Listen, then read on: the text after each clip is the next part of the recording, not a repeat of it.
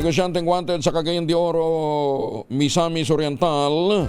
Dahil sa stop at cybercrime na aresto naman sa Northern Samar. Detalye na balita mula kay Jane Galit Bantayan, Aris 34. Jane, good morning. Naaresto naman ang mga pulis dito mismo sa lalawigan ng Northern Samar ang isang wanted na negosyante ng Cagayan de Oro, Misamis Oriental. Naaresto ito ng First Northern Samar Provincial Mobile First Company sa kanilang inilunsad na operasyon laban sa mga wanted person. Nahuli ito sa bayan ng San Isidro. Nahaharap ang nasabing wanted sa kasong estafa, cybercrime at anti-red tape act. Naaresto sa Barangay Poblacion Norte ng naturang bayan ng San Isidro.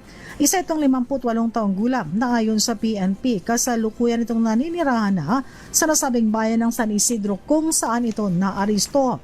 Ang nasabing wanted ng Cagayan ay inaresto ng mga pulis sa bisa ng warrant of arrest na ibinaba noong April 10 taong kasalukuyan dahil sa kasong estafa ng Republic Act No. 10175 o Cybercrime Prevention Act of 2012 at paglabag sa Section 11 ng Republic Act No. 9485 o Anti-Red Tape Act of 2007. Ang nasabing warrant of arrest ay binaba mula sa sala ng Regional Trial Court 10th Judicial Region Branch 18, Cagayan de Oro, Misamis Oriental. Mayroong inirekomenda na piyasa ang korte para sa pansamantalang kalayaang na nasabing akusado.